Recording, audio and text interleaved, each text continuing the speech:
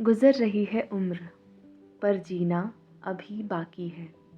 जिन हालातों ने पटका है ज़मीन पर, उन्हें उठकर जवाब देना अभी बाकी है। चल रहा हूँ मंजिल के सफ़र में, मंजिल को पाना अभी बाकी है।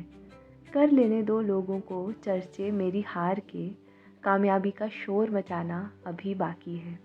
वक्त को करने दो अपनी मनमानी, मेरा वक्त आना अभी बाकी है।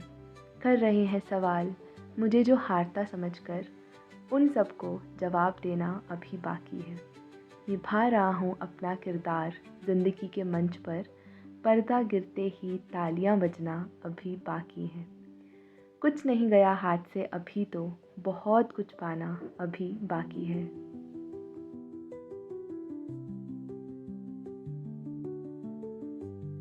Hello everyone, welcome back to the channel. I hope आप सब बहुत अच्छे होंगे। Welcome to another video.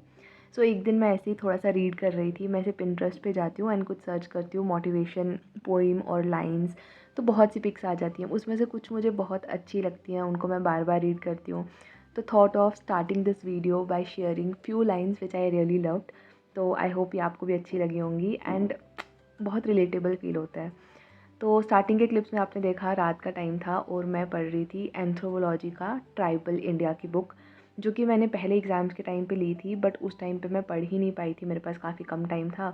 तो अभी मुझे एंथ्रो भी वापस स्टार्ट करना है, तो इसीलिए मैंने सोचा कि थोड़ा थोड़ा उसको भी स्टार्ट करते हैं पढ़ना। सबसे पहले पेपर 2 की थोड़े ट्राइबल्स इंडिया की जो भी हैं प्रॉपर्ली वो पता होनी चाहिए, तो वो मैंने स्टार्ट किया था। उसके बाद कमिंग टू नेक्स्ट डे, सुबह मैं उठी, बेड वगैरह बनाया। सबसे पहले यही रूटीन रहती है यार, बेसिक स्टफ्स। उसके बाद पढ़ने की तैयारी स्टार्ट होती है। अभी एट द प्रेजेंट टाइम ऐसा लगता है कि बहुत कुछ है पढ़ने को।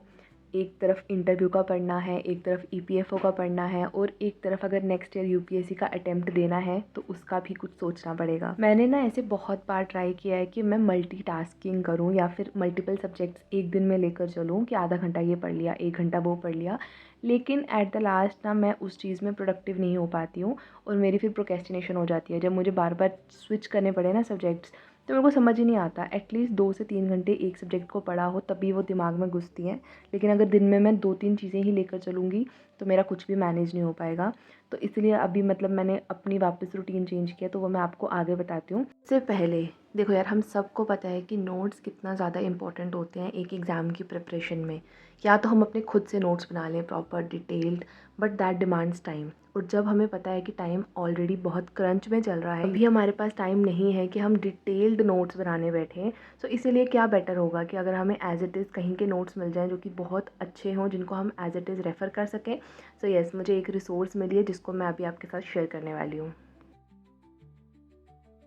सो अगर आप लोग भी यूपीएससी ईपीएफओ की प्रिपरेशन कर रहे हो, so there is a resource which I want to tell you. It is Oliveboard, जहाँ पे आप मे बी उनका ऐप डाउनलोड कर सकते हो या वेबसाइट पे जा सकते हो।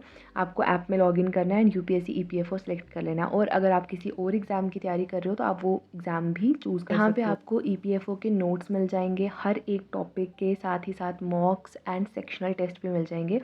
हर एक टॉपिक जो भी ईपीएफओ में आने वाला है उसका syllabus wise every notes, and notes तो हैं ही, लेकिन उसके साथ जो फीचर्स मिलते हैं वो और ज़्यादा कन्वीनियंटली आपको पढ़ने में हेल्प करेंगे। उसके बाद फ्लैश कार्ड्स, समरी पार्ट, जिससे क्या होता है कि आपने एक बार टॉपिक रीड किया, उसके बाद आप उसको shortly summary and flash card से रिवाइज कर सकते हो। एंड साथ ही साथ क्विज़ भी है। एक टॉपिक रीड किया, उसके बाद उसके वहीं पे क्वेश्चन सॉल्व कर दिए। इससे चीज़ें बहुत ज़्यादा रिटेन रहती हैं। और ये सब तो हुआ, उसके अलावा आप यहीं पे चीज़ें हाईलाइट कर सकते हो। आपको बस वहाँ पे टेक्स्ट सेलेक्ट करना है और चीज़ें हाईलाइट हो जाएंगी। अपने खुद से नोट्स ऐड कर सकते हो। सपोज़ आपने एक टॉपिक रीड किया और आपको वहाँ पे लग रहा है कि मुझे कुछ और भी चीज़ें ऐड करनी है एडिशनली, तो आप वो भी ऐड कर सकते हो। एक सब्जेक्ट के टॉपिक वाइज नोट्स आपको मिल जाएंगे। तो अगर आप अभी भी कन्फ्यूज़्ड हो कि कहाँ से पढ़ना है ईपीएफओ, या फिर आपको नोट्स नहीं मिल रहे हैं, आपको टॉपिक्स नहीं मिल रहे हैं, तो एक बार ज़रूर चाहिए, ऐप खोलिए, चेक कीजिए। अगर आपको कंटेंट पसंद आता है तो आगे आप परचेज़ कर सकते हो, क्योंकि स्टार्टिंग की पीडीएफ्स फ्री हैं। काफ़ी अच्छे फीचर्स हैं, नोट्स भी अच्छे हैं। तो अगर आपको भी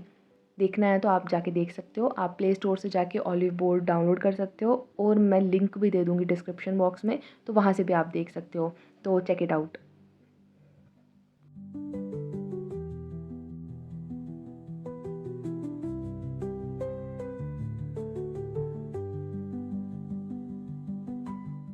तो फिर मैंने डिसाइड किया कि मैं ऐसा क्या करूँगी कि मैं वीक को डिवाइड करूँगी, ना कि दिन को। मैं एक वीक को डिवाइड करूँगी कि मेरे को 3 दिन EPFO का अच्छे से पढ़ना है, 1 दिन मुझे इंटरव्यू पे ज़्यादा फोकस रखना है और 2 दिन में भी मुझे अपना ऑप्शनल अच्छे से करना है। तो इस वे में ना जो मेरा तरीका है पढ़ने का, मैं उस चीज़ को भी अच्छे से कर पाऊँगी और साथ ही साथ मेरी चीज़ें भी कवर होंगी। इससे मतलब मैं आपको ये बताना चाहती हूँ कि हर एक इंसान की ना पढ़ने की टेक्निक अलग होती है, उनका पढ़ने का तरीका अलग होता है। कुछ लोग ऐसे होते हैं कि वो अगर एक ही सब्जेक्ट को पढ़ते रहें ज़्यादा टाइम के लिए तो वो बोर हो जाते हैं। तो उनके लिए ज़्यादा चीज़ ये काम करती है कि वो जल्दी से चीज़ें स्विच कर लें, आधा 1 घंटे का स्लॉट रखें एक सब्जेक्ट का। और ये मतलब ज़रूरी नहीं है कि एक कुछ ही इंसान होते हैं, मूड पे भी डिपेंड करता है। कभी कभी मन करता है कि हम मल्टीपल चीज़ें लेकर चलें और कभी कभी मन करता है कि एक ही सब्जेक्ट को पूरा दिन करते रहें। बट मैं अगर अपना बोलूँ तो मैं पर्सनली इस साइड पर ही हूँ कि मैं दिन में जैसे 1-2 चीज़ें लेकर चलूँ ना, तो मेरा काफ़ी अच्छा दिन रहता है। मेरे को ऐसे लगता भी है कंसिडरेबल पोर्शन कवर भी हो जाता है। साइकोलॉजिकली भी देखो तो ये चीज़ वर्क करती है। जब आपका एक कंसिडरेबल अमाउंट ऑफ पोर्शन ख़त्म होता है ना, तो आपको एक फीलिंग आती है कि हाँ, मेरा ये टॉपिक ख़त्म हो गया। तो फिर और मोटिवेशन आती है पढ़ने के लिए। लेकिन अगर आप जब थोड़ा-थोड़ा दिन का पढ़ रहे हो, मे बी आधा घंटा रोज़ का पढ़ रहे हो, अगर हम लॉन्ग टर्म में देखेंगे तो वो आधे घंटे से आपकी चीज़ें तो कवर हो जाएँगी। लेकिन आपको रोज़ का ऐसे लगेगा यार कल भी तो इतना सा पढ़ा था, आज भी इतना सा पढ़ा, टॉपिक भी ख़त्म नहीं हो रहा। तो वो साइकोलॉजिकली लगेगा कि यार मेरी तो चीज़ें ख़त्म ही नहीं हो रही। ये मैं बस अपना पर्सनल व्यू बता रही हूँ, आपको जैसे अच्छा लगे आप वैसे कर सकते हो। तो मैं बस यही बता रही थी कि किस तरह से अब मैंने ये चीज़ सोची है और इसको अब मैं इम्प्लीमेंट करूँगी। बाकी तो पढ़ाई सही चल रही है, no issues at all. And exams के बाद जो काफ़ी ब्रेक हो गया था, जब मेरा पढ़ने का मन नहीं कर रहा था, वापस रूटीन में नहीं आया जा रहा था, वो चीज़ भी मेरी ओवरकम हो गई है। मैं वापस से कंसिस्टेंट हो गई हूँ स्टडीज़ में। एंड आई थिंक ये ना एक एफ़र्ट्स होते हैं, ये बहुत ईजी नहीं होता है बट डिफ़िकल्ट भी नहीं होता है। आपको अपने माइंड को इस वे में ट्रेन करना पड़ता है कि आप जो पढ़ रहे हो आपको उसमें मज़ा आए। देखो यार, एक मुझे ये कमेंट आया था कि आप कंसिस्टेंसी कैसे मेंटेन करते हो। तो यार ये कोई ऐसी कोई चीज़ नहीं है कि मैं आपको बता दूँगी कि हाँ मैं ऐसे मेंटेन करती हूँ तो आप भी ऐसे करने लग जाओगे।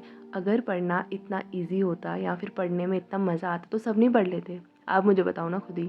अगर कोई चीज़ इतनी ईज़ी हो तो सब क्यों ना कर लें उसको फिर? सबको इसमें इश्यू क्यों आ रहा है? Because it is not easy but the point is it is not even difficult. आपको बस अपने माइंड को ना कंट्रोल में रखना है। एक मैं वीडियो देख रही थी, बहुत अच्छी थी। उन्होंने उसमें बताया था कि शायद से वो कोई सीए थे और उन्होंने क्लियर किया था और वो ऐसे अपने रूटीन बता रहे थे स्टडीज़ की। तो उसमें उन्होंने बहुत अच्छा बताया था कि वो अपने पूरे दिन में ना कुछ भी नहीं देखते थे अपार्ट फ्रॉम स्टडीज़। जैसे social media no, phone no, बस पढ़ते थे। तो उससे होता क्या था कि उनके माइंड में मतलब उनके पास कोई चीज़ थी ही नहीं करने को, तो उनको लगता था कि बोरिंग बैठने से अच्छा है कि मैं पढ़ ही लेता हूँ। तो उन्होंने अपने माइंड को इस तरह से ट्रेन कर दिया कि उनको पढ़ना बेटर लगता था, पढ़ना अच्छा लगता था rather than being doing nothing. So यहाँ पे पॉइंट ये है कि आपका सारा मतलब सब चीज़ें ना आपके हाथ में है, किस तरह से आप कंट्रोल करते हो माइंड को।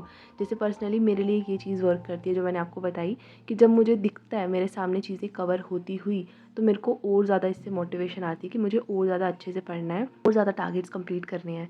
तो जब मैं थोड़े थोड़े टॉपिक्स लेकर चलती हूँ तो वो जल्दी ख़त्म नहीं होते। इससे अपने सामने कोई चीज़ें ख़त्म हुई नहीं दिखती, तो ऐसे लगता है यार मैं इतने दिन से पढ़ रही हूँ, ख़त्म ही नहीं हो रहा। तो इसलिए मतलब personally I like doing a lot of stuff in single day so that वो फीलिंग आती रहती है। तो यही मैं आपको बोल रही हूँ, इसी तरह से कंसिस्टेंसी मेंटेन होती है और कोई भी इसका कोई फ़ॉर्मूला नहीं है या फिर कोई भी रेसिपी नहीं है कि जो सब फॉलो कर लें। आपको अपने अकॉर्डिंग अपनी स्ट्रेंथ्स, अपनी वीकनेसेस, अपने आप को खुद मोटिवेट करना पड़ेगा पढ़ने के लिए और अपने गोल को माइंड में रख के।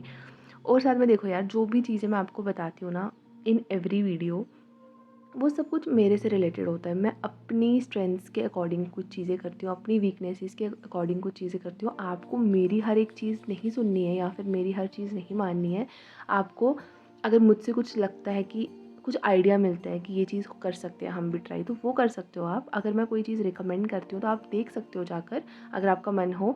बट ये नहीं है कि जो मैं कर रही हूँ वही आपको करना है।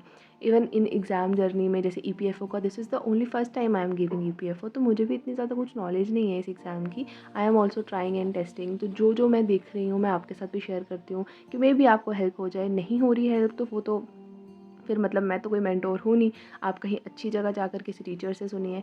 तो बस यही मेरे को बताना था कि अपना अच्छे से पढ़ते रहो, कंसिस्टेंसी मेंटेन करो, एफ़र्ट्स लगाओ एंड अपने गोल को हमेशा याद करते रहो। एक दिन ज़रूर हम सब वहाँ तक पहुँचेंगे। That's it for the video. मिलेंगे फिर किसी दिन किसी और वीडियो के साथ। Till then take care and just give your best. Bye bye.